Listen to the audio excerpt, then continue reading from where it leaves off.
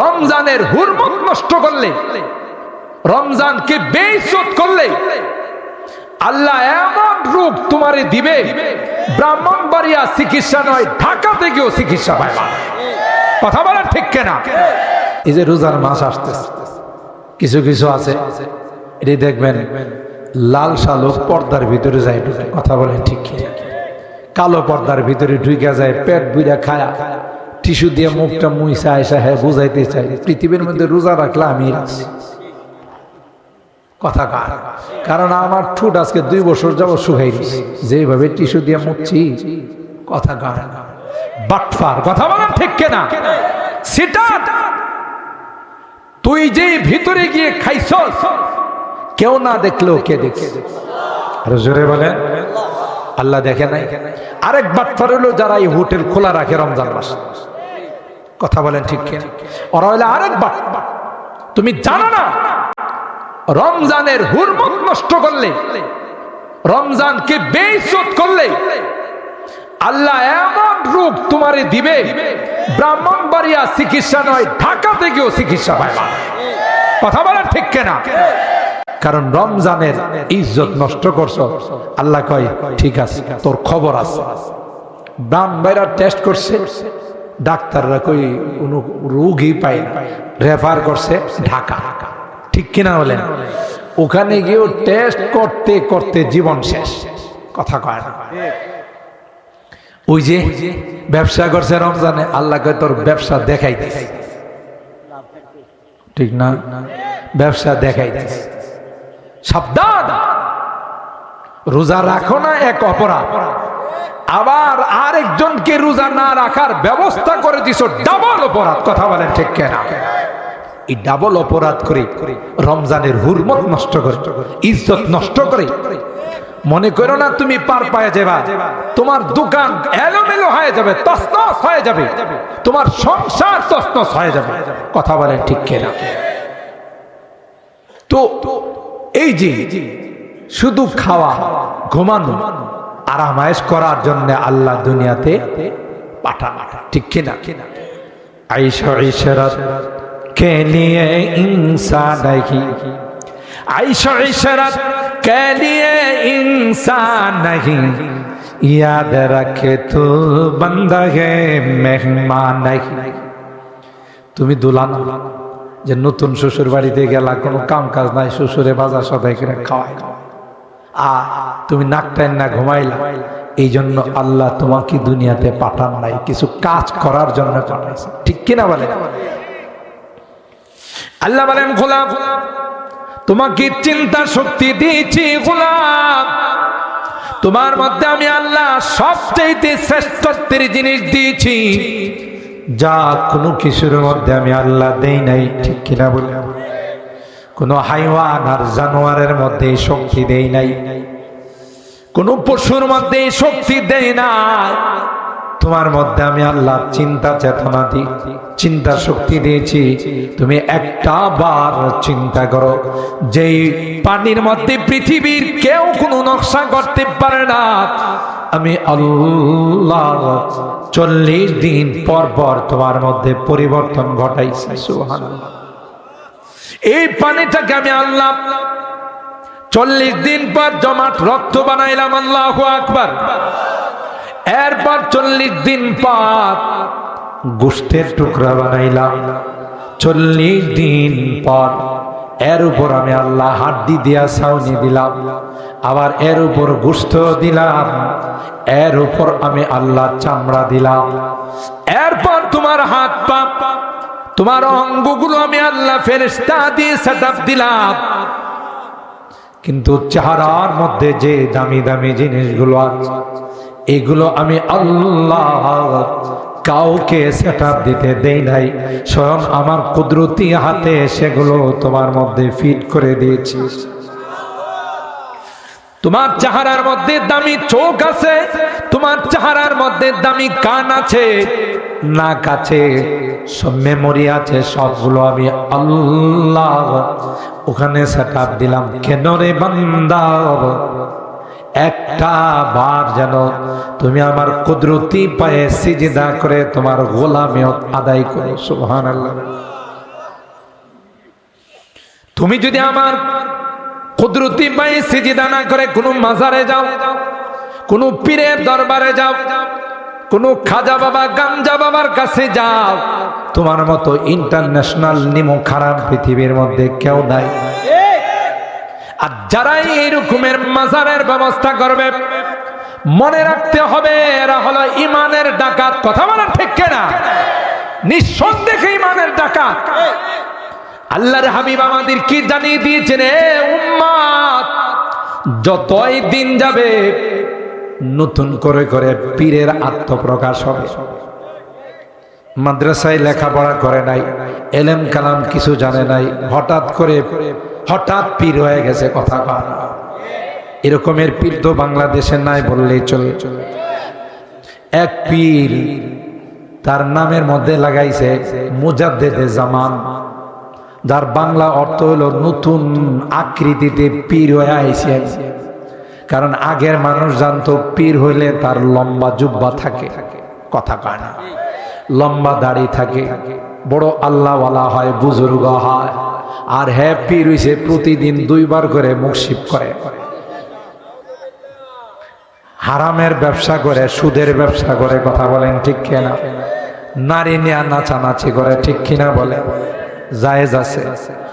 কোন পীরের দরবারে কোন মহিলা বেপরদায় যাইতে পারে, আর যদি বেপরদায় যায় বুঝতে হবে এটা পীর নয়, শয়তানের খালাতো ভাই।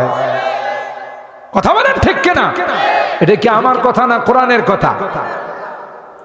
তাইলে এরা যদি বিভিন্ন নামে পীর হিসাবে আত্মপ্রকাশ করতে চায়, পীর হিসাবে দাবি করে, অথচ 5 ওয়াক্ত নামাজ জামাতের সাথে পড়ে না, তার গায়ে কোথাও কোনো সুন্নত নাই, এটা কি পীর না ইমানের ডাকাত?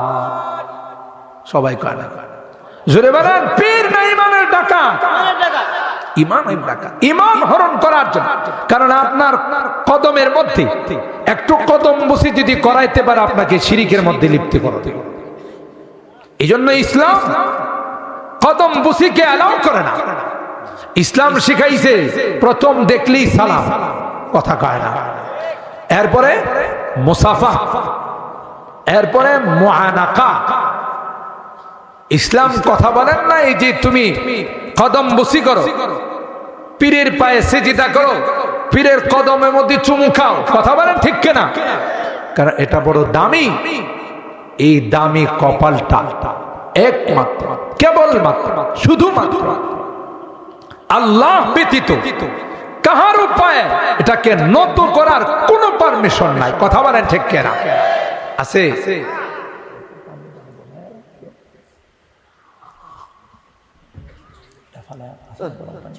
সম্মানিত সুধী, আমাদের প্রধান মেহমান এসে বসে আছেন।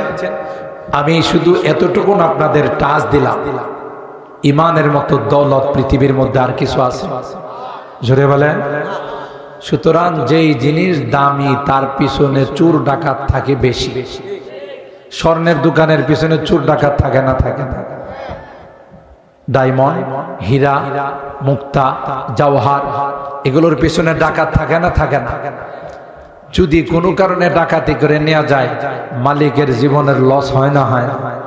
আমার আপনার জিন্দেগির সবচাইতে বড় দামি জিনিস হলো ঈমান। কথা বলেন ঠিক কিনা? কোন কারণে যদি ঈমানের ডাকাতি হয়, যে আল্লাহর কসম আর জীবনে কোনোদিন ঈমান নসিব হবে না। কথা বলেন ঠিক কিনা? বেঈমান হয়ে দুনিয়া থেকে যাইতে হবে। আল্লাহ আমাদেরকে এই জাতীয় ধোঁকা থেকে সকলকে হেফাজত করুন, বলুন আমিন। তাইলে আল্লাহ কি বললেন? যে তোমাকে এত কিছু দিয়া বানাইলাম, শুকরিয়া কার আদায় করতে হবে? আরো জোরে বলে। শুধু কি বানাইছেন না, আমার খাবারের ব্যবস্থাও করছে। আমি আমার অনেক বয়ানে বলি, মার পেটে থাকতে এক সিস্টেমে আল্লাহ খাওয়াইছে, দুনিয়াতে আসার পর আরেক সিস্টেম। মার বুকের মধ্যে আল্লাহ সন্তানের দুধ জমা করে দিছে, খাবার জমা করে দিছে। এরপরে তাকে নরম খিচুড়ি খাওয়াইতে হবে। নরম খিচুড়ির জন্য আল্লাহ জমিনের মধ্যে চিকন চাউল, পোলাওর চাউলের ব্যবস্থা করছে। সুবহানাল্লাহ বলে। আল্লাহ কই এই নেমো খারাপ, সব দিলাম আমি, মার পেটও খাবার দিলাম আমি, দুনিয়াতে আসার পরও তোর রিজিকের ব্যবস্থা আমি করলাম, আর তুই সিজদা দিবে আর প্রণাম প্রণাম করবে আরেকজনের, তুই তো আসলে নিমো খারাপ। কথা বলেন ঠিক কিনা? এই জন্য আল্লাহ বলেন, এ গোলাম এখানেই শেষ নয়, তোমাকে আমি আল্লাহ ধীরে ধীরে এইভাবে তোমাকে বানাইলাম, এরপরে তোমার দেহের মধ্যে আমি আল্লাহ মূল্যবান রূটা দান করলাম। সুবহানাল্লাহ জোরে বলে। এ গোলাম, এই রূটা দান করার পর আমি আল্লাহ তোমাকে সমাজ শক্তি দান করলাম, তোমাকে বুদ্ধি বিবেক দান করলাম। সব কিছু খাটাইয়া তোমাকে বুঝতে হবে কে আমার রব, কে আমার খালেক, কে আমার পালনেওয়ালা জাত। সেই রবের দিকে তোমাকে যাইতে হবে, সেই রবের ইবাদত করতে হবে। আল্লাহ কই তোমাকে বড় মায়া করে, বড় স্নেহ আর মমতা দিয়ে আমি আল্লাহ তোমাকে বানাইছি গোলাম। তুমি যখন আমার কুদরতি পায়ে সিজদায় পড়ে যাও, তুমি যখন আমার কুদরতি পায়ে বলো সুবহানা রাব্বিয়াল আ'লা, আমার রব, আমার আল্লাহ তিনি পবিত্র, তিনি সবচাইতে উঁচা, তার সমপরিমাণ কেউ হতে পারে না।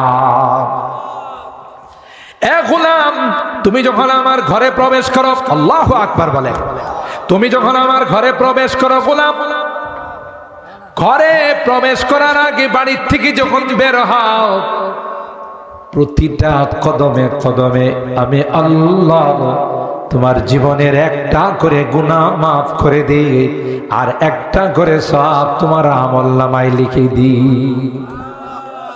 মসজিদে আমার ঘরে যখন তুমি প্রবেশ করো, বলো আল্লাহুম্মা ইফতাহ লি আবওয়াবা রাহমাতিক, এ মালিক আমি রহমতের ভান্ডারে চলে আসলাম, রহমতের দুয়ারগুলো আমার জন্য তুমি খুলে দাও।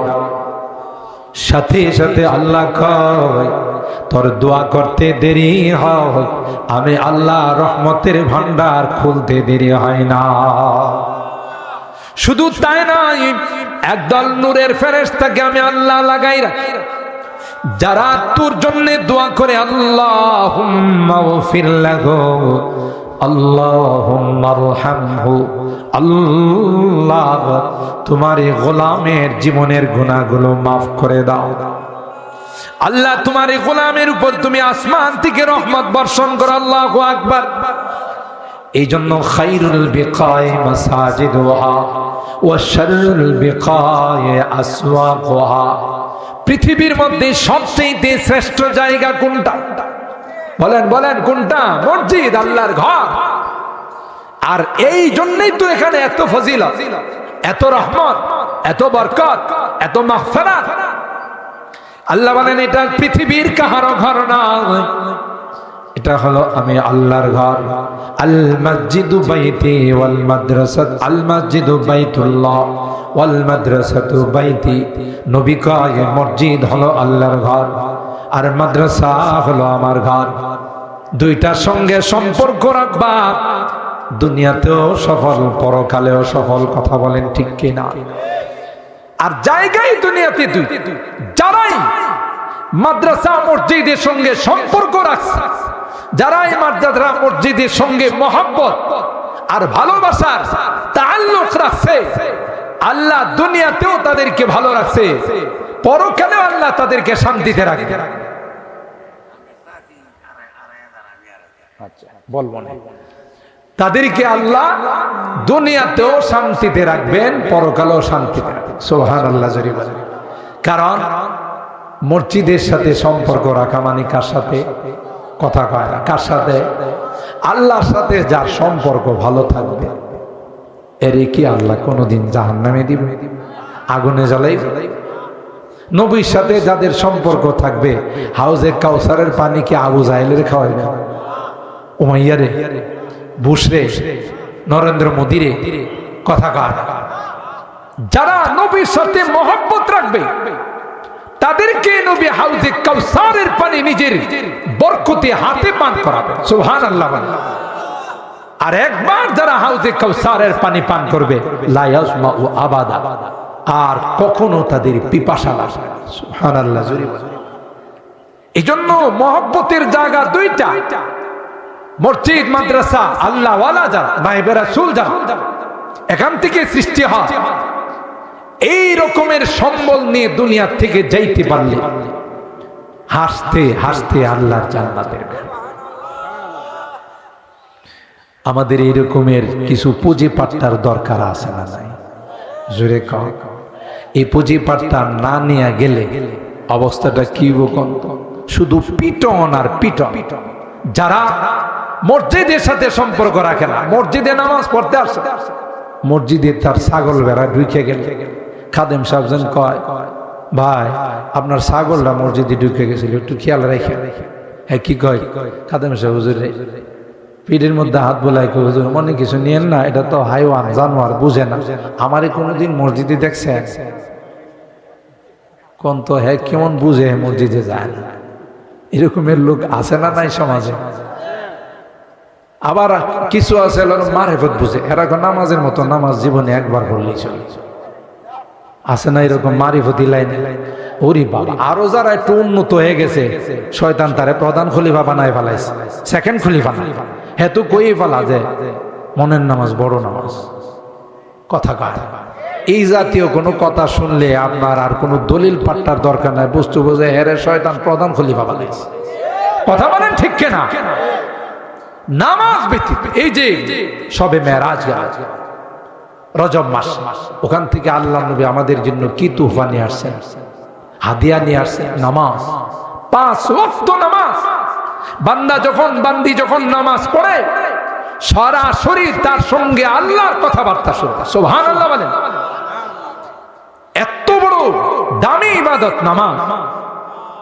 এই নামাজ যদি কেউ কয় যে মনে মনে পড়লেই চলবে, তাহলে হেরে কইতে বোঝে দুপুরের খানা, রাত্রের খানা, সকালের খানা মনে মনে খাইলেই চলে, ঠিক না?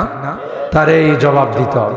নামাজ খানা যদি মনে মনে খাইলে না চলে, তাহলে নামাজ মনে মনে পড়লে কিভাবে চলবে? কথা বলেন ঠিক কিনা? আল্লাহ নবীর চেয়ে বড় পৃথিবীতে কেউ আসিল? নবীর আল্লাহ কি কয়? মওতের আগ পর্যন্ত নামাজ পড়া লাগবে। কোরআনে আছে না নাই? এন কোন পীর যদি এসে কয় আমার নামাজের ক্লাসটা পাশ করে ফেলাইছে, একই নামাজের ক্লাস পাশ করছে না, শয়তানের ক্লাস পাশ করছে। তাহলে এগুলো কিছু কথা আপনাদের এই জন্য বললাম, ইমানটা বাঁচানোর জন্য সতর্ক থাকতে হবে। কথা বলেন ঠিক কিনা? খানা দেখলেই দৌড় দেন না, কথা কয় না। আমরা তো এমন মুসলমান, হিন্দুরাও যদি কোনো খানা দেয় ওখানে যায় খাওয়া শুরু করে, অথচ এদের প্রত্যেকটা খাবার গণেশের নামে এরা উৎসর্গ করে। কথা বলেন ঠিক কিনা? মূর্তি দেবতার নাম। মুসলমান ইমানদার কোনদিন আল্লাহ ব্যতীত অন্য কাহারো নামে যদি কোনো কিছু উৎসর্গ করে, এটা মুসলমান খাইতে পারে না। কথা বলেন ঠিক কিনা? মুসলমান এই জন্য আমাদের জিন্দেগিটা বড় কঠিন, সতর্কতার সাথে জিন্দেগিটাতে চলতে হবে। কোন ফাঁকে কোন দিক দিয়ে আমার আপনার ঈমান লুটে নিয়ে যাবে। আপনি তো মনে করতেছেন পাক্কা ইমানদার, যাওয়ার সময় দেখবেন যে আপনি খালি হাত, ঠিক না? খাজা পেন্দা রাত কে দারাদ হাসলে খাজা বজুজ পিন্দারিনী। খাজা সাহেব মনে করতেছেন আমি বড় পীর আউলিয়া হয়ে গেছি, আমি মুর্শিদ হয়ে গেছি, আমি বড় কামেল হয়ে গেছি। কবি ডাক দিয়া কয় না না, আসলে তোমার কামেল হওয়া নয়, তুমি আসলে নষ্ট হয়ে গেছো। তুমি নিজেও ঈমান হারা হয়েছো, আরো 10 জনকে তুমি ঈমান হারা বানাইছো, ঠিক কিনা বলেন? এই জন্য মুসলমান একমাত্র মুক্তির পথ কোথায়? আল্লাহর ঘর মসজিদ, ঠিক কিনা বলেন?